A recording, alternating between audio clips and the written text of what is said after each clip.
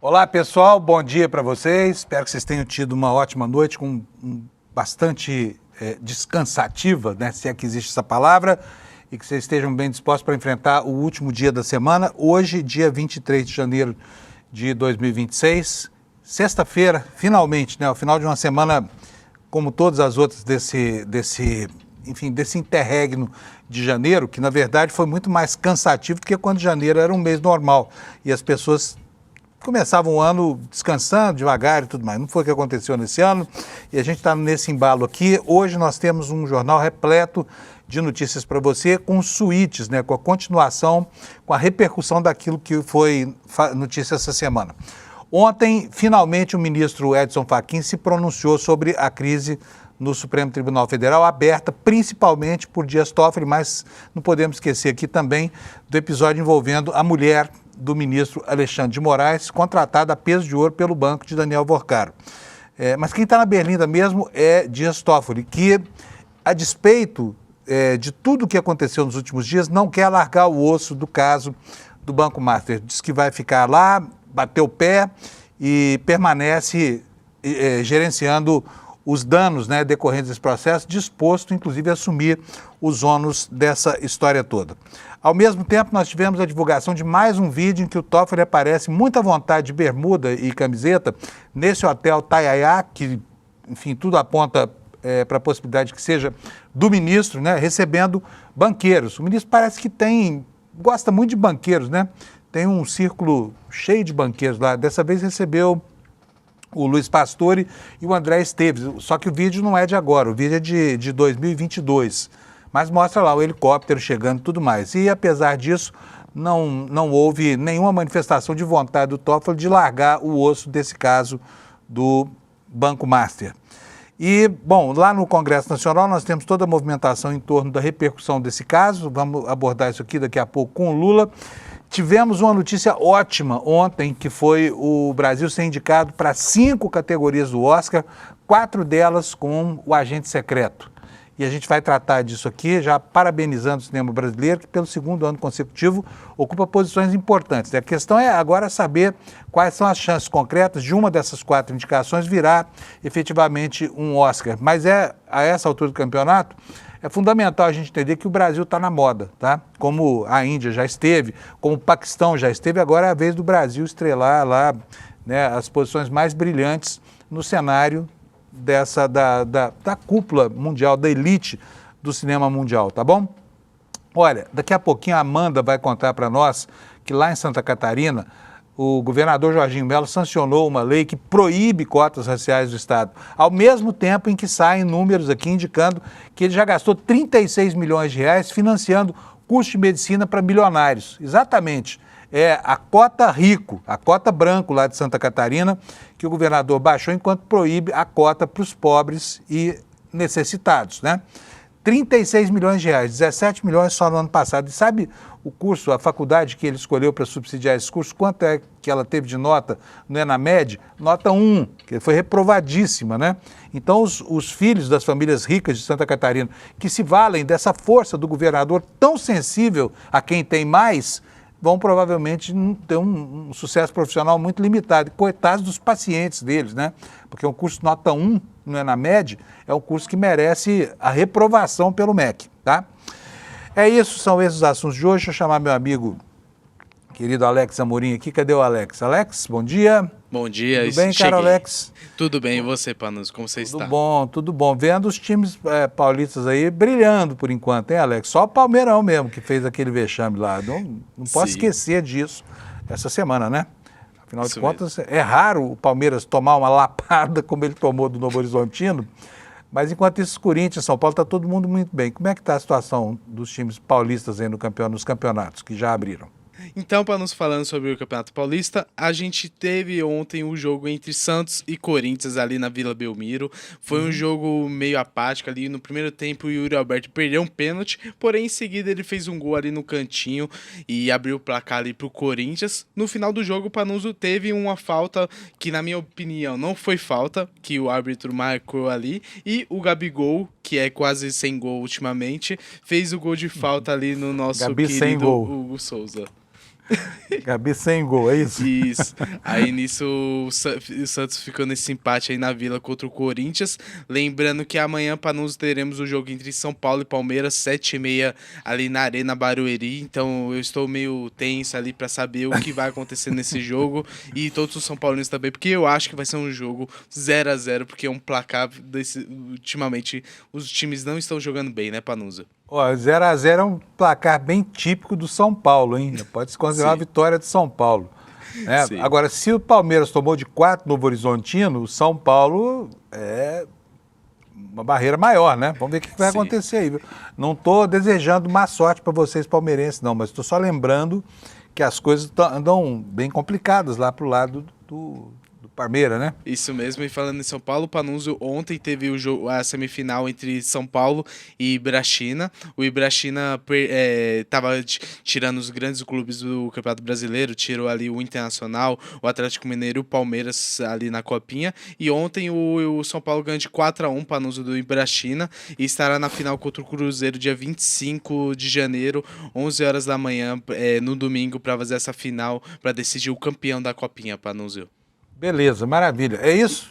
E só para finalizar, eu tenho uma notícia triste. Lembre que a gente trouxe o H de Marabá, que teve aquele acidente ali na BR. Depois caminhão parado no acostamento. Isso. Ontem o clube anunciou em suas redes que o técnico Ronan Jezer, que tem 44 anos, morreu, teve uma morte encefálica devido ao acidente. Então, meus pêsames ali à família e a todos do clube por esse acontecimento, Panuso. Vamos nessa. Tristeza, hein? É isso aí, vamos nessa. Vamos começar, pessoal? Deixa eu mostrar para vocês. Hoje nós estamos com um programa lotado aqui, olha. Nós temos a Amanda Miranda, que vai falar lá de Santa Catarina, desse programa do Bolsa Milionário lá do governador Jorginho Melo, né? Do Bolsa Branco. Nós temos aqui o Lula no final do programa e o Kleber Lourenço, de quem eu falo tão bem todo santo dia, agora está inspirando projetos de lei, tá? Daqui a pouquinho vocês vão saber o que é isso, mas enfim, tem um projeto de lei que foi feito graças à inspiração da cobertura dele. E antes de falar de tudo isso, eu vou mostrar para vocês a meteorologia. Eu vou começar com um mapa novo hoje. Olha, isso é a previsão numérica do Instituto Nacional de Meteorologia, e ele mostra aí nessas áreas azuis, amarelas e vermelhas, onde é que vai chover no Brasil. Vocês podem ver que aqui sobre o Oceano Atlântico, na costa do Brasil, tem uma grande massa úmida aqui, que está provocando chuvas, né, em todo o litoral brasileiro. Mas o grande volume de pluviosidade hoje está concentrado nessa faixa aqui, olha, que vai desde o extremo norte do país, a cabeça do cachorro, e passa aqui pelo estado de Minas Gerais, descendo pelo Rio de Janeiro, Espírito Santo e São Paulo, onde vai chover bastante hoje. Vamos ver nas imagens do satélite aqui como é que está o deslocamento dessas massas, olha, vocês podem ver aqui, olha, sobre o oceano, indo para o sul, uma parte dessa massa de ar frio e subindo aqui também em direção ao nordeste, sujando todo o litoral. E aqui as nuvens no centro do Brasil, né?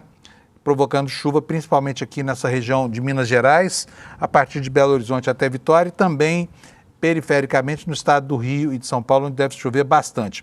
Por isso nós temos aqui, olha, esses alertas aqui, olha, alerta laranja em toda essa faixa alaranjada, que alerta laranja para essa faixa alaranjada também é bom, né? E alerta vermelho, que é mais severo, aqui para essa faixinha que começa no Alto Paranaíba, lá em Minas Gerais, próximo ao Triângulo Mineiro, e desce até o Espírito Santo, onde vai chover mais. Vamos ver quanto é que está a previsão para hoje aqui. Deve estar um caos, porque a chuva vai ser terrível. Olha só, chuva superior a 60 milímetros numa hora só, ou 60 litros de água por metro quadrado, ou 100 milímetros por dia, que corresponde a 100 litros de água por metro quadrado, tá bom? Grande risco, olha aqui, atenção para os adjetivos, grande risco de grandes alagamentos e transbordamento de rios, grandes deslizamentos de encostas em cidades com tais áreas de risco. Tá? É o que diz aqui a previsão do Instituto Nacional de Meteorologia. E agora a gente vai saber como é que fica a temperatura na capital do seu estado. Lá no sul, dia ensolarado, tá? Finalmente, né? 31 graus de temperatura máxima lá em Porto Alegre, nuvens no céu lá em Floripa, Curitiba com 20 graus Celsius, também vai ter um dia com nuvens no céu, mas não tem previsão de chuva, e daqui para cima começa o aguaceiro, tá? São Paulo terá muitas nuvens, aliás, o dia já amanheceu nublado hoje, temperatura máxima será de 22 graus, mais um dia fresquinho, né, no intervalo do calorão do verão. No Rio de Janeiro, a temperatura máxima vai ser de 24 graus, como eu digo sempre aqui, vai ter carioca andando de cachecol, porque com essa temperatura eles morrem de frio. Em Vitória, nuvens, chuva isolada, 26 graus Celsius de temperatura. Em Belo Horizonte, pancadas de chuva, né, um aguaceiro grande lá, máximo de 22 graus Celsius. Em Brasília e Goiânia, a situação é a seguinte, olha, em Brasília, 24 graus Celsius, chove bastante por lá, chove também em Goiânia com 24 graus Celsius de temperatura máxima. Em Cuiabá, a temperatura vai ser de 34, também com previsão de muita água. Em Campo Grande, nuvens no céu, temperatura máxima de 33 graus. Em Porto Velho, chove com 31 graus de máxima, em Rio Branco também exatamente a mesma previsão. Manaus terá 30 graus Celsius de máxima, pancadas de chuva isolada à tarde. Lá em Boa Vista, Roraima, 35 graus Celsius, dia bem quente lá, com nuvens, chuva isolada. Mesma previsão para Macapá, com 31 graus Celsius, e Belém terá 32, com chuva isolada lá prevista para a tarde também. Em Palmas, muita chuva, máxima de 32 graus Celsius, tá? Agora, São Luís do Maranhão terá 31 graus Celsius, chove em todas as capitais do Nordeste, tá? Em Teresina, 34 graus de temperatura máxima. Em Fortaleza, nuvens, chuva isolada de 31 graus. Em João Pessoa, muitas nuvens, 31 graus de temperatura. Recife, a mesma coisa, com 30. Depois disso aqui, nós temos Maceió com 32, Aracaju com 30 graus e Salvador, encerrando o circuito aqui do Brasil, com 33 graus de temperatura máxima. Esses são os destaques da meteorologia para hoje. Agora vamos mostrar para vocês os destaques aqui na capa do série. Vou até atualizar aqui, porque às 7 horas da manhã viram as manchetes aqui. Bom, a manchete principal diz respeito a mais um episódio, mais um fato que se torna conhecido a partir de levantamentos feitos pela imprensa sobre a maneira como o ministro Dias Toffoli se relaciona com o resort, que tudo diz que é dele, mas ele diz que não é, né? E tá aqui, olha, sabe quantos dias ele passou lá de 2022 para cá, nesse resort? Passou, depende da fonte, tá? Cada jornal faz uma conta aqui, mas a mais desfavorável delas para o ministro dá conta de que ele passou 168 dias, né, no espaço de 5 anos no resort. Isso significa o seguinte, que a cada 7 dias, um dos dias do ministro foi lá. E como é que se sabe disso? Porque o Toffoli não informa isso. É por causa do levantamento dos seguranças que foram cedidos para fazer a segurança dele durante as suas peregrinações pelo norte do Paraná, por esse resort, que formalmente um dia foi dos irmãos dele e hoje é de um advogado da JBS que controla o empreendimento através de 2 empresas exatamente iguais. E, apesar disso tudo, nós tivemos ontem uma manifestação dele aí, a imprensa está informando hoje que o ministro não quer largar o osso desse processo, tá bom? Segundo destaque, reportagens do CL Notícias motivaram um projeto de lei para militares condenados por golpe. Vocês estão vendo aqui a batalha do Kleber Lourenço, que todo santo dia informa que um militar qualquer condenado por causa da tentativa de golpe recebe funções no Exército, aliás, recebeu funções, inclusive, com autorização do Supremo Tribunal Federal, para trabalhar, inclusive, na área de doutrinação, tá? Doutrinação do Exército.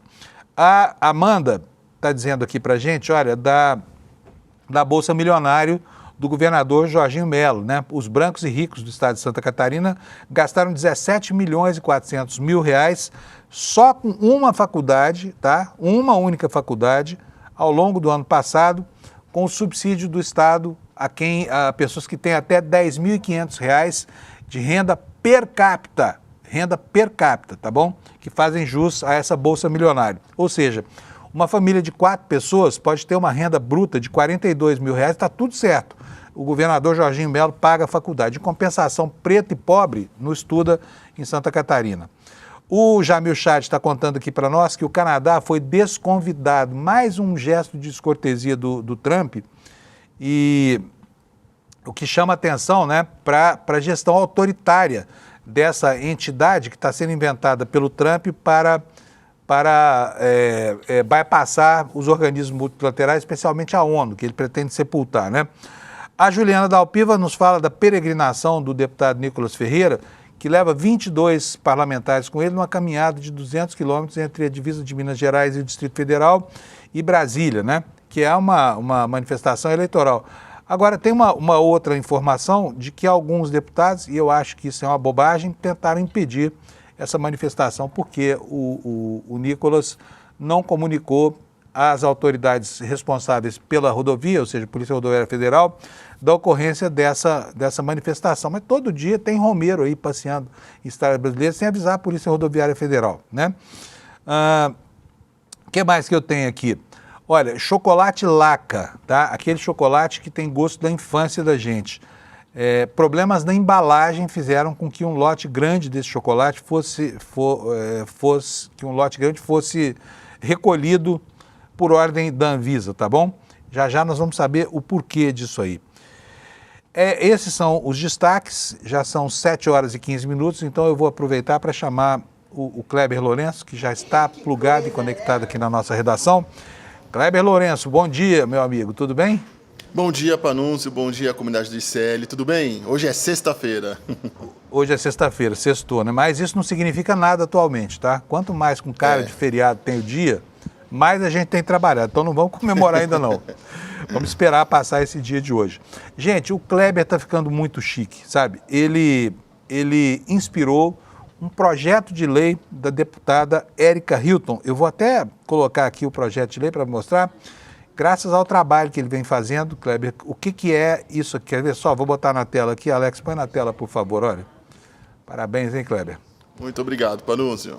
Lei Kleber Lourenço. O que é a Lei Kleber Lourenço?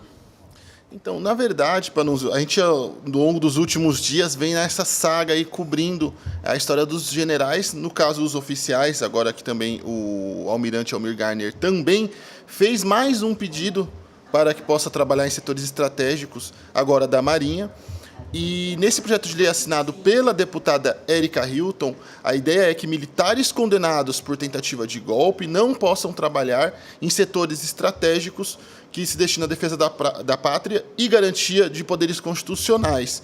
Então, é para evitar esse absurdo que está acontecendo, onde a gente falou ontem que o Exército nos revelou que, por exemplo, os generais Mário Sérgio Fernandes, o autor do plano de sequestro e assassinato de autoridades, e o general Paulo Sérgio Nogueira possam trabalhar, eles vão trabalhar agora no setor de doutrinação, então eles vão indicar materiais, revisar conteúdos. Por exemplo, Paulo Sérgio Nogueira, que, mais uma vez, reforço, condenado por uma tentativa de golpe, vai ficar responsável ali por trabalhar em torno da história militar brasileira. Veja só que absurdo. Então, esse projeto de lei da deputada Érica Hilton vai tentar coibir esse tipo de coisa. Então, agora o projeto precisa também passar por comissões antes de ir para a votação no plenário. E eu conversei com a deputada e a sua equipe, e a deputada comentou especificamente sobre a nossa cobertura. Ela disse, Panunzio, eu vou ler aqui em detalhes. A cobertura do caso pelo ICL reforça a importância desse projeto que estou apresentando.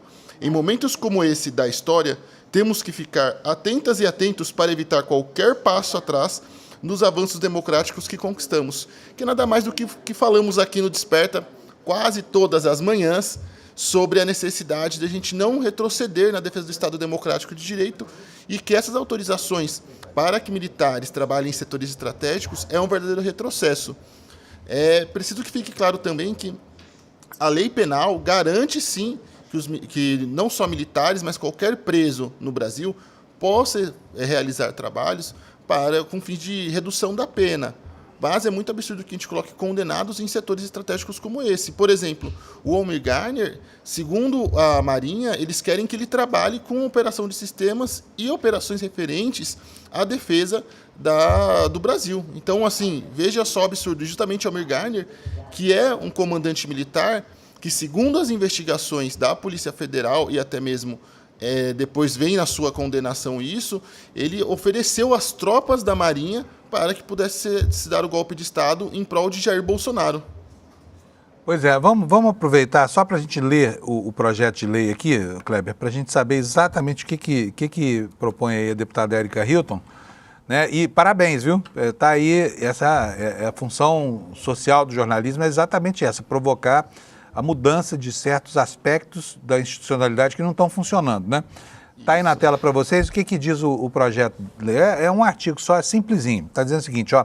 Fica proibido que o condenado que cumpra pena por crimes no rol do título 12º da parte especial do Decreto-Lei 2848 de tal data, tenha remissão de pena nos termos do artigo 126 dessa lei por trabalho em áreas estratégicas e de atividade do Estado brasileiro e que se destinam à defesa da pátria e à garantia dos poderes constitucionais. Parágrafo único, o condenado pelo rol de crimes de que trata o caput, se for membro das Forças Armadas da ativa, da reserva ou reformado, com ou sem condenação no âmbito da Justiça Militar, não pode exercer qualquer atividade ligada às Forças Armadas para fins de remissão de pena. Então, aí é simplesinho, não pode, acabou. Agora, não tem uma sarjeta, porque o Almirante Garnier, por exemplo, seria ótimo para consertar, né, o motor dos tanques de guerra que ele botou na esplanada, por exemplo, que estavam fazendo fumaça. Bota ele na oficina do Exército, será que não tem oficina lá? Pintar uma sarjeta lá, o general Mário Fernandes, isso tudo não ofenderia a história nem a dignidade das instituições brasileiras, porque contratar esses caras golpistas para reescrever a história do golpe é um absurdo, é um absurdo. Exatamente. E é mais um retrato do que a gente vê, como o Brasil trata muito mal os seus problemas com militares. Então, é uma forma ali de empurrar com a barriga, basicamente, coisas que deviam ser, de fato, ter uma discussão mais séria, uma discussão mais precisa, e a sociedade devia estar em torno disso. Desse tema que também é muito importante. Mas vale reforçar também que esse projeto de lei apresentado pela deputada ali mostra também a importância do jornalismo do ICL ali em denunciar, em apontar as irregularidades e, mais importante ainda, a comunidade do ICL, que também comentou, compartilhou, marcou autoridades ali e se engajou bastante nesse tema. Muito bom, parabéns, Kleber. E obrigado, viu? Faz muita diferença. Tomara que seja aprovado esse projeto de lei e que isso efetivamente seja acolhido pelas Forças Armadas, porque afrontar o Brasil de novo, né, já deu um apoio explícito ao golpe, patrocinou acampamento na porta de quartel, impediu a remoção dos acampados, né?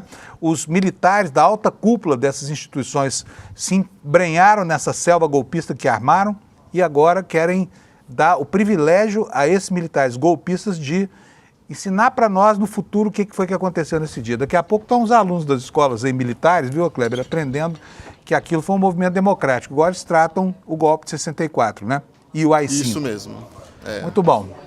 Beleza, fico feliz quando uma matéria tem esse tipo de repercussão. Obrigado, viu? Imagina, Panunzio. Quer seguir com a história do Nicolas também? Vamos falar do Nicolas aqui um pouquinho também. O deputado está, faz alguns dias já fazendo uma caminhada, indo de Minas para Brasília. É uma caminhada de 200 quilômetros, né, Kleber? Isso. Que vai juntando aí, a Juliana está informando para nós, já tem 22 deputados aí.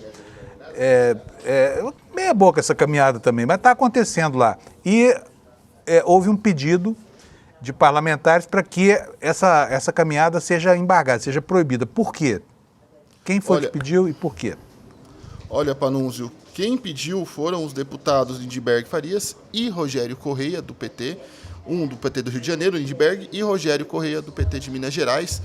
E o pedido faz certo sentido, uma vez que eu conversei antes desse pedido, eu já havia conversado com a PRF para entender ali as circunstâncias dessa manifestação, desse movimento ali, com algumas poucas pessoas.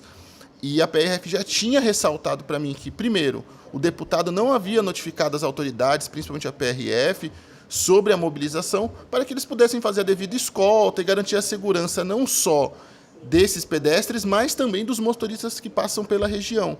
E a PRF falou para mim de forma muito clara de que isso está, sim, oferecendo riscos para os motoristas da região e também riscos para os pedestres. Então, é uma situação extremamente delicada. Imagina se por algum tipo de sortilégio aquelas pessoas passam por algum acidente, a repercussão que isso vai ter, as implicações que isso pode ter também com tanto com o governo, mas também com a sociedade como um todo, familiares dos envolvidos e afins. Então, o pedido de suspensão desse movimento pelos deputados reforça, inclusive, a análise da PRF de que esse movimento oferece riscos à segurança de todos. Muito bom. Ótimo. Agora, eu não concordo com isso não, viu, Kleber? Deixa os caras que querem andar, deixa eles. Eu acho até que o Nicolas deveria fazer uma marcha para a capital dele, lá em Washington, lá nos Estados Unidos, entendeu? Deixa ele andar para lá, né? Tá bom. não vai mudar o ambiente eleitoral, não. E outra coisa, tem tanto Romeiro andando em beira de rodovia no Brasil o ano inteiro sem avisar a Polícia Rodoviária Federal, que seria até um preconceito ou discriminação. Ia dar palanque para esses caras da extrema-direita aí. Então não concordo com isso não, viu? Discordei aqui nesse caso envolvem autoridades públicas e tudo mais, vem deputados, a gente até viu ali a coluna da Juliana Dalpiva, 22 deputados nessa marcha, um senador, volta e meia aparece uma outra autoridade, acaba gerando um certo tumulto nas vias, e é uma via estreita, essa que eles estão passando na BR-040, que é um ponto também ressaltado pela Polícia Rodoviária Federal, Panunzio.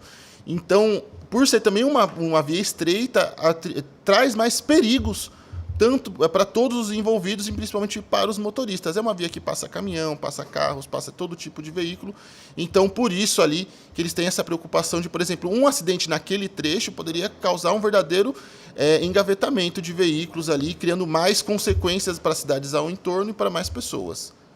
Então, é mais uma questão de segurança pública mesmo do que, de fato, alguma outra coisa. Ó, ninguém está agorando não, tá? Mas eu acho que deixa os caras andarem. Pode andar até a China se quiser. Vai nadando para a Europa, sei lá. Eu sou a favor do direito de ir e vir. Acho que é uma bobagem tentar impedir uma manifestação dessa, que, aliás, né, era para ser uma grande marcha, mas 22 deputados não é ninguém, né? Nicolas, boa viagem para você lá, tá? Outro dia ele estava reclamando de dorzinha no pezinho. Enfim. Valeu, Kleber. Um abração para você, viu? Imagina, Panunzio, uma boa sexta para nós e quem sabe um final de semana. Vamos ver até final do dia o que pode acontecer, né? Exatamente. Um abração para você. Obrigadíssimo, viu? Tchau, tchau. Olha, agora a sessão dos absurdos no país. Vou chamar a Amanda Miranda, que hoje está com 2 boas matérias no nosso site. Oi, Amanda, bom dia. Amanda acordou cedo, botou 2 retrancas aqui no nosso site, né? Absurdos, que só em Santa Catarina a gente vê. Olha, eu vou contar aqui, Amanda, o governador Jorginho Mello é um cara engraçado, porque ele sancionou lá a lei que proíbe cota para pobre preto em Santa Catarina. Em compensação, saíram aí os números, a Amanda coletou esses números, do Bolsa para Rico, para os brancos ricos de Santa Catarina, filhos de famílias que têm renda per capita de até R$10.500 por pessoa, ou seja, se tiver 5 pessoas, pai, mãe e 3 filhos, R$50.250 de renda total, né, Amanda? Só que a faculdade é uma bomba. A faculdade que recebeu esse dinheiro, hein, Amanda? Conta para nós como é que é essa história. Bom dia, Amanda. Bom dia, Fábio, bom dia, comunidade CL. A gente ainda está sob o choque aí da sanção da lei anticotas feita pelo Jorginho Mello ontem, mas também não era nada inesperado, porque conhecemos a plataforma dele e em ano eleitoral era quase que óbvio que ele ia fazer esse aceno aí aos conservadores. No caso desse levantamento que eu trago hoje na minha coluna lá no portal ICL Notícias, eu fui atrás dos dados do ENAMED, que foi aquele exame divulgado no início da semana, realizado pelo Ministério da Educação, exclusivamente com os estudantes de medicina, com os formandos de medicina. E a gente teve aqui em Santa Catarina 2 faculdades que foram avaliadas com a nota 1, que é a nota mínima, que é considerada completamente abaixo da proficiência. Ou seja, o médico que é formado por essas faculdades, ele está saindo com uma formação precária, ele não é capaz de responder uma prova para comprovar um conhecimento mínimo ali da área em que ele vai atuar e vai ingressar no sistema de saúde com essa formação considerada de má qualidade pelo MEC. Uma dessas 2 universidades, a gente está falando da faculdade Estácio de Jaraguá do Sul e da Universidade do Contestado de Mafra. São 2 cidades daqui de Santa Catarina. A Universidade do Contestado de Mafra, ela faz parte daquele programa de socorro que o Jorginho Mello implementou logo no primeiro ano de mandato para as universidades particulares de Santa Catarina. E essa faculdade de medicina, só ela, sozinha, recebeu R$17.400.000 desde 2023, em verbas que foram escalonando, que foram aumentando. E isso também coincide, Fábio, com a expansão do curso de medicina dessa universidade. Só um desses cursos foi avaliado, porque já tem uma turma com o ciclo formativo encerrado, mas em 3 anos, essa universidade já criou mais 2 cursos de medicina, com o mesmo corpo docente e com o mesmo currículo dessa que foi avaliada com a nota 1. ou seja, dinheiro público do cidadão catarinense, dos cofres da educação pública, que deveriam estar sendo destinados para outras prioridades, né, dentro do sistema de educação, estão alimentando aí uma máquina de gerar diplomas de medicina que está sendo contestada e questionada pelo MEC. Olha, é um absurdo. Gastou 17 milhões com essa faculdade do contestado. Faculdade que nota 1 é 0, né, no ENAD. Acabou de sair aqui o ENAD. Então você imagina a má qualidade dos médicos que a elite econômica e, por que não dizer, né, racial de Santa Catarina vai formar, né? Numa universidade que não consegue sair do zero absoluto. Que inclusive deve sofrer sanções do MEC por causa desse mau resultado, né, Amanda? Então, assim, o governador Jorginho Melo mostra que o estado de Santa Catarina realmente no futuro vai andar para... Eu tenho até pena dos alunos dessas faculdades, viu? Porque do aluno nem não tem pena não, porque esse aluno está sendo beneficiado, né? Mas a instituição de ensino podia oferecer, já que está ganhando dinheiro, assim, a farta do governo federal, podia pelo menos oferecer um curso decente, né, Amanda? Isso, verbas do governo estadual, né, Panúzio? E assim, uma das coincidências que a gente mapeia também relacionada aos repasses feitos para essa Universidade do Contestado é que 70% desses repasses totais do programa Universidade Gratuita, que é esse programa criado para ajudar as universidades amigas do governador, é voltada para esses cursos de medicina. E, olha só, no final do ano passado, no dia 5 de dezembro, o Jorginho Melo estava lá recebendo o título de doutor honoris causa dessa mesma instituição. Sério? Dessa mesma instituição, da Universidade do Contestado. Ele recebeu no final do ano passado, a universidade fez uma matéria dizendo que estava agraciando o governador pelo investimento que ele fez também nesses cursos, e na verdade quem está pagando tudo isso é o cidadão catarinense que convive aí com um sistema de educação básica que não é lá essas maravilhas, como muitas vezes os gestores aqui gostam de dizer, que a gente é melhor do que os outros em tudo, inclusive na educação, e isso não é verdade. Isso é uma mentira, né, propagandeada por esses gestores bolsonaristas que nunca gostaram da educação, porque sabem que a educação tem uma potência emancipatória e pode contribuir aí com a formação de senso crítico na população, que é tudo que eles não querem. Bom, olha só, eu vou mostrar para vocês aqui. Põe na tela para mim essa planilha do Excel aqui que eu estou vendo. Aqui, isso aqui é o ENAD, tá? É lógico que eu estou filtrando o resultado aqui. As duas únicas faculdades de Santa Catarina que receberam nota 1 foram essas duas que a Amanda citou, tá? Só para você não ter dúvida, tá aí, olha. Medicina, bacharelado, os nomes das faculdades estão aqui, Faculdade Estácio de Jaraguá do Sul e Universidade do Contestado, UNC. Agora vamos ver, nós já falamos sobre a nota dos alunos, né, Amanda? Mas aqui tem uma coluna que fala do desempenho dos alunos, que é aqui, ó, percentual de concluintes participantes igual ou acima da proficiência. Na universidade, na primeira, que é a Universidade do Contestado, deixa eu correr aqui, a primeira é a Faculdade de Jaraguá do Sul, né? 33,3%, ou seja, de cada 3 alunos, só um tem um nível de proficiência aceitável, tá? E o mesmo número, 34,9%, com uma pequena diferença, se repete na Universidade do Contestado. É uma lástima isso aqui. E o governador se refere a isso como? Ele justifica isso como? Tá satisfeito com o resultado da sua Bolsa Milionária aí, Amanda? Então, o governador, ele não tem... A minha cachorrinha Pepita está se manifestando aqui agora, gente, desculpa. A cachorra dela tá... Como é que ela chama a cachorrinha? A Pepita, agora virou um festival de latido aqui, desculpa, ela está protestando contra o Jorginho. Com certeza. E o Jorginho Melo, Fábio, ele não falou absolutamente nada sobre esse resultado ruim da faculdade da Universidade do Contestado.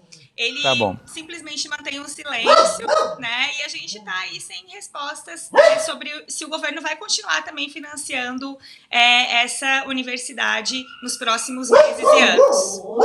Vamos ver se a Pepita nos deixa falar aqui sobre a última coisa, que é muito importante também, porque houve lá o governador sancionou a lei que proíbe cotas para alunos pobres nas universidades públicas de Santa Catarina. E eu queria saber da Amanda, porque já tem, enfim, tem um movimento na Assembleia já de contestação dessa história, né, Amanda? Sim, a gente está com alguns deputados, Fábio, tanto estaduais quanto federais, o próprio PT e o Ministério da Igualdade Racial também já estão anunciando a judicialização dessa questão. E desde que a gente viu que o governador sancionou, né, essa lei que é flagrantemente inconstitucional, a gente também se atentou para uma questão do projeto eleitoral dele, né? Para o Jorginho Melo, faria muito sentido agora comprar uma briga de foice com o STF, porque existe uma tendência muito clara de que o STF realmente considere essa medida inconstitucional, e a presidente da Comissão da Educação na Alesc, que é a deputada Luciane Carminati, acionou o Ministério Público Federal, inclusive assim que a lei foi aprovada no finalzinho do ano passado. Então, essa proposta, né, essa questão sobre a constitucionalidade da lei, ela já está correndo junto aos órgãos do judiciário. E existe, então, essa apreensão aqui, porque se imagina que o governador vai usar isso como recurso eleitoral. Ele vai querer aí travar uma briga com o STF, dizer que o STF está tentando influenciar nas leis do Estado, que o Estado tem todo o direito, que os deputados têm uma prerrogativa também dos mandatos de votarem nas leis que eles consideram mais adequadas. E essa briga vai fazer muito bem, né, ao mandato, a busca eleitoral dele, porque a gente sabe que Santa Catarina está sendo tratado aí como um berço do bolsonarismo e quase que como uma vitrine também do bolsonarismo para o país. Brigar com a STF é tudo o que eles mais querem. A gente tem questionado algumas questões do STF agora no caso Master, mas a gente sabe que o STF é uma instituição extremamente importante e relevante para o país, justamente para preservar a Constituição. Mas bolsonarista não gosta da Constituição. Tudo que eles querem é queimar a Constituição e jogar fora, né? Então, essas medidas legais, elas vão continuar surgindo. Existem movimentos sociais também que pretendem acionar a justiça com relação a essa pauta. A gente sabe que as organizações que trabalham com isso, as instituições que trabalham com isso, a própria UDESC, que é a Universidade do Estado, e tem uma política de ações afirmativas já consolidadas, também se manifestou dizendo, né, dessa inconstitucionalidade assim que o projeto foi aprovado. Então não é que está todo mundo aqui silenciado e aceitando essa medida. Vai ter sim repercussão no judiciário e a gente espera que haja aí uma reversão, né, nessa lei anticotas, que é um absurdo completo. Amanda, super obrigado para você, um beijo, tenha uma ótima sexta-feira e se conseguir um fim de semana de descanso também, que não está fácil. Obrigada pra gente. Para todos nós. Um abraço. Tchau. Outro. Tchau, Amanda. Bom, gente, olha, quero mostrar para vocês o seguinte. Vamos entrar agora no caso do Banco Master. E o Lula Costa Pinto já está posicionado. Alex, está pronto o Lula? Já pode botar ele no vídeo para mim, por favor? Então vamos lá. Meu querido amigo Lula aqui. Oi, Lula, bom dia. Tudo bom, Lula? Bom dia, Fábio. Bom dia quem está conosco. O Lula hoje está mais esportivo do que usualmente ele está. Tá bonito, Lula. Deixa eu te falar. Bom, ontem apareceram várias notícias, né? Se quiser responder as minhas ofensas aqui, pode responder, tá? Pode me interromper à vontade. Lula, eu fiquei boquiaberto ontem quando vi os levantamentos. Eu até fiz aqui um apanhado na internet, porque os jornais aqui rivalizam no número de dias em que Toffoli esteve no resort nos últimos 3 anos, né? Uns dizem que foram 168, outros falam 125 e outros 100 e alguma coisa. Está aqui, ó. Vou botar aqui para vocês as manchetes aqui. Mas as mais... Bota para mim, por favor, na tela, Alex. Olha aí, ó. Esse aí é o do Globo, né? Diários revelam que seguranças ficaram 128 dias lá no resort, escoltando o Toffoli. E aqui nós temos a Andresa Matais, do Metrópolis, dizendo que foram 168 dias. Como é que foi feito esse levantamento aqui? Foi com base nas autorizações para o deslocamento e as diárias de seguranças aqui, tá? Por isso que cada jornal fez a sua própria conta. Agora, ontem surgiu mais um vídeo, Lula. Eu vou até mostrar aqui. O ministro Toffoli, põe para nós o vídeo, por favor, Alex, que eu quero falar em cima dele. O ministro Toffoli super à vontade, lá no resort, recebendo banqueiros, né? Que parece ser os amigos que mais. Cadê o vídeo, Alex? Não está aí, não? Tá, o Alex está calçando o vídeo aqui, já ele mostra pra gente. Tá aí, olha. Isso aí, ó, Ribeirão Claro, Ó o desce o Toffoli helicóptero. ali, ó. Olha que cena linda. Ó, O Toffoli de meninos. bermudão branco, camiseta preta. Eu, como sou curiosa, esperando, não perco né? nada, E a pessoa que está narrando isso aí é a pessoa que faz a gravação do vídeo. Está dizendo, ó, o ministro aí de azul, gente, ó, com a mão para trás. Tá vendo só? Tá aí a carinha dele, Dias Toffoli. Lá no resort que ele disse que não é dele, né? Que tudo leva a crer que seja, né? E aí desce, olha, o Luiz Pastore, que ele recebe primeiro. E logo atrás, lá de camisa azul, né, com seu jeito peculiar de caminhar, o senhor André Esteves, do Pactual, do BTG Pactual. Isso foi em 2022, esse vídeo aí, mostrando, primeiro, que o ministro está muito à vontade no resort que ele disse que não é dele, recebendo gente de helicóptero lá, convidados dele. E segundo, ontem foi um dia de manifestações duras, né, Lula, do Supremo Tribunal Federal.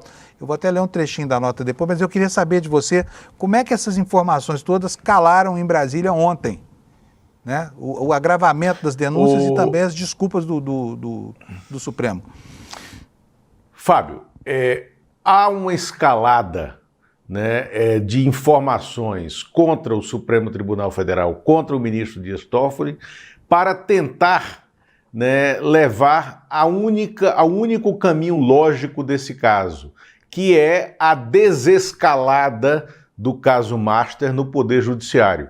Ele precisa descer, né, do STF e voltar para a Justiça Federal, porque nada justifica a permanência desse caso no Supremo Tribunal Federal. Essas imagens, né, essas imagens reveladas ontem pelo jornal eletrônico, pelo site Metrópolis, associadas à reportagem com imagens também do jornal O Estado de São Paulo, entrevistando a cunhada do ministro Dias Toffoli, Marília, e ela mostrando que não tinha nem conhecimento de que o próprio marido, irmão do Toffoli, era sócio da empresa que tinha parte do controle desse resort, né? Associado também, a gente vai falar isso já, a possibilidade de existência, né, de um Cine Trancoso, que são imagens de autoridades públicas em festas, isso a gente vai falar já quando falar da revista Liberta e da Coluna Nova, né, do Cine Trancoso, que são as festas privê que ocorriam no balneário do sul da Bahia, em Trancoso, na casa de veraneio do banqueiro, né, do ex-banqueiro Daniel Vorcaro. Então, esse conjunto de elementos levou o presidente do Supremo Tribunal Federal, o ministro Luiz Edson Fachin, a fazer uma nota muito dura ontem, inclusive deixando claro que estava rompendo com o recesso para se posicionar em relação àquilo. Agora, ele fez uma nota que ela é quase que regulamentar na defesa institucional. Ela cita o ministro Dias Toffoli e repudia de maneira regulamentar também os ataques que o ministro Dias Toffoli vem fazendo, só que se a pessoa, quem ler, né, aquela nota do ministro Fachin ontem, quem ler pelas entrelinhas, e nós que estamos em Brasília há muitos anos, cobrindo crises que se repetem de forma cíclica. Essa não é a primeira grave crise institucional que nós vivemos nos últimos 40 anos, né? Está muito longe disso. A gente aprende a ler as notas nas entrelinhas. Então, eu leio essa nota do ministro Luiz Edson Fachin como uma primeira manifestação que ele tem que fazer acenando para dentro do Supremo, acenando para o próprio ministro Dias Toffoli, dizendo: nós estamos defendendo as instituições, nós entendemos a sua dedicação a essa causa aqui dentro, não se infringiu nenhuma norma regulamentar institucional com o caso estando no seu gabinete aqui em apuração. mas agora o plenário tem que falar. Isso está dito nas entrelinhas lá. O plenário tem que se pronunciar. E, muito provavelmente, na volta do recesso, e é isso que o ministro Fachin está tentando construir, é uma manifestação do plenário do Supremo fazendo com que o caso desça, né? Essa é a minha leitura em relação a essa carta, a essa nota do ministro Fachin, Fábio. Deixa eu só ler um trechinho aqui da nota do ministro Fachin. Nós tivemos também uma manifestação do Gilmar Mendes ontem, né, Lula? Não vou ler tudo, porque é uma nota muito longa, mas eu vou ler alguns trechos aqui para vocês. Vou pedir aqui, vou colocar na tela cheia para o Alex poder mostrar para vocês. Está aqui, ó. É induvidoso que todos se submetem à lei, inclusive a própria Corte Constitucional. Nada obstante, é preciso afirmar com clareza: o Supremo não se curva a ameaças ou intimidações. Quem tenta desmoralizar o Supremo pode corroer a sua autoridade a fim de provocar o caos e a diluição institucional, está atacando o próprio coração da democracia constitucional e do Estado de Direito. O Supremo age por mandato constitucional e nenhuma pressão política, corporativa ou midiática pode revogar esse papel. Defender o Supremo é defender as regras do jogo democrático e evitar que a força bruta substitua o direito. A crítica é legítima e mesmo necessária. Não obstante, a história é implacável com aqueles que tentam destruir as instituições para proteger interesses escusos ou projetos de poder. E o Supremo não permitirá que isso aconteça. Esse trecho aqui, Lula, é um trecho que chamou a minha atenção, porque me parece... Eu sei que a nota é uma nota firme, uma nota forte, não poderia ser de outra forma. Mas não se trata, nesse caso, de uma ameaça contra o Supremo, se trata de uma ameaça interna, né? Com o ministro desmoralizando a própria corte. Exatamente. É por isso que eu digo, o Fachin está pagando um pedaço da conta, né, de sair em defesa do Dias Toffoli para construir a saída desse caso do Supremo. Se você olhar... neste momento, a manchete do site UOL dá conta de mais um escândalo nesse caso, relacionando o deputado Hugo Mota, presidente da Câmara, né, a uma emenda, uma super emenda, emenda orçamentária, né, que joga 9 bilhões de reais em gestoras de créditos de carbono e obriga as seguradoras brasileiras a investir, né, parte do volume dedicado ao resseguro, aos seus seguros de investimento, em empresas que trabalham com crédito de carbono. E quem tinha, na verdade, porque agora está sob intervenção, o maior fundo de crédito de carbono do país, Henrique Vorcaro, pai do Daniel Vorcaro. E esse fundo estava sob a administração da REAG, que agora está sendo liquidada. Então, essa super emenda coloca o Hugo Mota no caso, mas coloca lateralmente, porque o Hugo Mota está dizendo, olha, não tenho nada a ver com isso, eu apenas apadrinhei uma emenda, tal, está tentando se justificar. E essa emenda, ela já foi desautorizada no Supremo pelo ministro Flávio Dino, ou seja, ela na prática não existe. Mas por que isso veio à tona agora, junto com o que está também na manchete do Estadão, que é um diálogo do governador do Distrito Federal, Ibanez Rocha, com o Daniel Vorcaro, antes de o BRB entrar no caso, e também teria tido um almoço na casa do Vorcaro em Brasília, e o Ibanez foi a esse almoço, o Ibanez vindo para dentro totalmente, e ele está dentro do caso BRB, mas não se chegou a uma evidência formal ou a uma prova cabal disso. E por que é que isso está vindo agora, neste momento, quando se está construindo a descida que devia ser regulamentar do caso para a Justiça Federal? Porque é uma tentativa desesperada, esses vazamentos deste momento, de colocar pessoas com foro privilegiado ligadas às traficâncias que foram praticadas no caso Master Reag BRB, é porque querem deixar o caso no Supremo. Então, não se espantem com com o aparente paradoxo dessa situação. Ela é paradoxal porque eles querem isso, né? São os próprios, interessa aos próprios defensores do caso Master que surjam agora possibilidades de grandes conexões com altas autoridades da República, né, junto às traficâncias do Master. Por quê? Porque isso vai justificar a permanência do caso no Supremo, que aí vai manter o Supremo sob ataque, vai manter o ministro Dias Toffoli no alvo, né, e vai manter essa situação de desmoralização.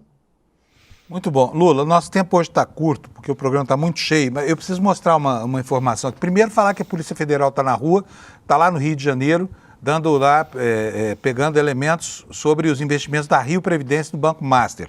Se tiver tempo, eu complemento essa notícia daqui a pouco. Mas tem uma informação da Daniela Lima no UOL, que está aí na tela. Olha, Toffoli avisa ao STF que vai ficar com o caso Master, dizendo que vai apanhar o que tiver que apanhar. Já está apanhando, feito cachorro sem dono, né? E parece que se tiver... A Daniela é muito assertiva na informação dela, se for isso mesmo, estamos lascados lá, vai ser preciso muita nota para convencer a opinião pública de da ultimate Supremo, né? Certamente a nota está certa, porque certamente esse é o estilo do Toffoli. E ele está falando isso, né, para os seus amigos, para as pessoas com quem tem conversado, que tem dado solidariedade a ele. Mas o Supremo não é do Toffoli. O Toffoli é 1 em 11, né? Neste momento em 10, porque falta um ministro no Supremo, né? Então o Supremo vai reagir, porque o Supremo está muito além da figura do Dias Toffoli, né? E o Supremo é a instituição que deve ser defendida e preservada. Sobre o caso Rio Previdência, deixa eu estar aqui um breve, porque eu estava vendo enquanto você estava com a Amanda aqui, o seguinte, a Polícia Federal está na Rio Previdência, que está nesse momento paralisada. A Rio Previdência investiu, comprou 970 milhões de reais, quase R$1 bilhão, em títulos, em fundos, e investiu em fundos do Banco Master, naquela tentativa desesperada do Daniel Vorcaro de levantar recursos. Ele pediu ao governador Cláudio Castro e foi atendido para que a Rio Previdência, que é o fundo de previdência dos funcionários públicos do Rio de Janeiro, é o fundo que paga a aposentadoria dos funcionários do Rio de Janeiro, que eles investissem quase R$1 bilhão em papéis podres do Banco Master. Papéis que estão agora parados, fundo que está em liquidação, né, que não vai dar retorno, e seguramente o Tesouro do Governo do Estado do Rio de Janeiro, que já é quebrado, vai ter que socorrer esse rombo de R$1 bilhão. Neste momento, todos os gestores da Rio Previdência estão sendo arrolados para prestarem depoimentos, e o governador Cláudio Castro vai ter que explicar essa relação dele com o Daniel Vorcaro.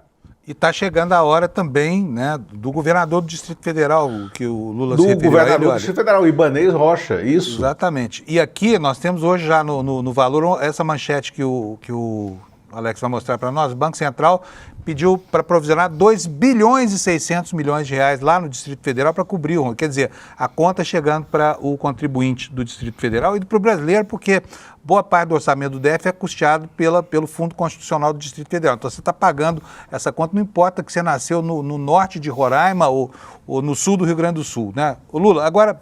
Precisamos falar rapidamente da sua coluna, porque vai estrear uma coluna do Lula na Liberta e aqui também no Desperta, às segundas-feiras. E eu queria que o Lula contasse essa novidade para vocês. Vai lá, Lula. Primeiro que não é que vai estrear, já estreou. Já estreou. Né? A revista Liberta de maneira especial. Nesta semana ela já está circulando, desde ontem à noite, às 21 horas. Ela circula com uma grande pesquisa feita pela Ágora, né? É uma pesquisa com 10 mil entrevistas, uma pesquisa que requalifica a disputa política no Brasil, porque mostra o que o brasileiro está pensando, mostra de fato. E tem uma grande novidade nessa pesquisa, que é a sensação que nós saímos depois de lê-la, de que o Brasil não está calcificado, de que os estratos ideológicos não estão congelados e não é verdade que há uma pequena faixa de indecisos. Essa faixa de indecisos, de acordo com essa pesquisa, é de 26%. De 26% de pessoas que podem votar para a direita, podem votar com a esquerda, né, e que têm opiniões líquidas em relação ao cenário político. E essa, na minha opinião, é a grande novidade dessa pesquisa, essa descalcificação da opinião pública. Isso está na Liberta. Agora, nós estamos inaugurando uma coluna que não é minha, né? É uma coluna da equipe do ICL, né? Eu apenas coordeno a publicação dessas notas. É uma coluna de notas, chama Reserva Exclusiva, que é uma prova sintética de que aqui no ICL nós damos informação exclusiva e temos as melhores análises. Mas nós, sobretudo, damos informação. E isso diferencia o ICL de todo o ambiente, né, de mídia digital independente, de mídia nativa digital surgida nos últimos tempos. E neste caso específico, na estreia da coluna Reserva Especial, nós temos, Kleber, se você puder projetar aqui, nós temos a nota que abre, são sempre 6 a 8 notas por semana, mas a nota de abre é essa, Cine Trancoso, os vídeos tóxicos de Vorcaro. A gente está dizendo, cravando, que as festas privês, né, do Daniel Vorcaro com figuras eminentes da República, dos três poderes, sobretudo do período do governo Bolsonaro, né, essas festas eram filmadas, apesar de os convidados terem que deixar os seus celulares na porta, tinha detetor de metal, mas havia um circuito interno que filmava e filmou, tá, algumas dessas autoridades em situações um pouco constrangedoras. E esses vídeos estão hoje, né, no acervo eletrônico do notebook e do celular do Daniel Vorcaro, que estão sob custódia do Supremo Tribunal Federal. Né? Elas precisam vir à tona, a gente conta essa história na coluna. Tem uma outra nota que eu acho que é muito relevante, porque é uma reposição histórica. A gente prova que depois que o empresário Wagner Canhedo quebrou, faliu, né, aqui em Brasília, o irmão de PC Farias, Augusto Farias, cobrou judicialmente a dívida que o Canhedo tinha com o irmão dele, o PC Farias, assassinado assassinado em 1996, né? Portanto, há 30 anos, o PC Farias foi assassinado há 30 anos, e havia aquela suspeita de que na privatização da VASP, quem deu dinheiro para o Canhedo comprar a VASP tinha sido o PC Farias, e foi. Né? A gente prova isso, essa era uma dúvida histórica. Está lá na revista Liberta, na coluna Reserva Especial. Valeu, Lula. Um abração para você, boa sorte com a coluna. Segunda-feira nós vamos estar aqui para mostrar a coluna inteira para vocês, tá bom? Valeu, Lula. Um abração. Obrigado, Fábio. Estou correndo porque o tempo já acabou aqui. O tempo, eu preciso ainda dar duas noticinhas para vocês. A primeira é sobre o Conselho da Paz do Trump, né? Só para registrar, o Trump conseguiu uma baixa adesão, não tem ninguém muito importante no Conselho da Paz dele, e supremo ato de falta de delicadeza, né? Ele desconvidou o Canadá, porque com o Trump é assim, ou as pessoas rezam pela cartilha dele ou não tem conversa, né? E esse Conselho da Paz, que pretende suplantar a ONU, é um conselho baseado na autoridade exclusiva do Trump, que é quem convida, quem desconvida, quem veta, o único poder de veto que existe é o dele, tá bom? Mais detalhes daqui a pouco no N1, porque certamente todas essas informações vão estar sendo discutidas ali. E eu desejo para você um ótimo fim de semana, esperando que você descanse bastante, tá bom? E não deixe de conhecer se você não conhece, a Revista Liberta e essa pesquisa importantíssima que o ICL fez com a Ágora, a qual o Lula se reportou agora há pouco, tá bom? Bom dia para você, bom fim de semana. Na semana que vem o Calejão aqui no meu lugar, eu vou estar fora, mas o Calejão vai estar aqui levando para vocês as informações do comecinho da manhã, tá bom? Um abração, obrigado pela sua audiência, até a outra semana. Tchau.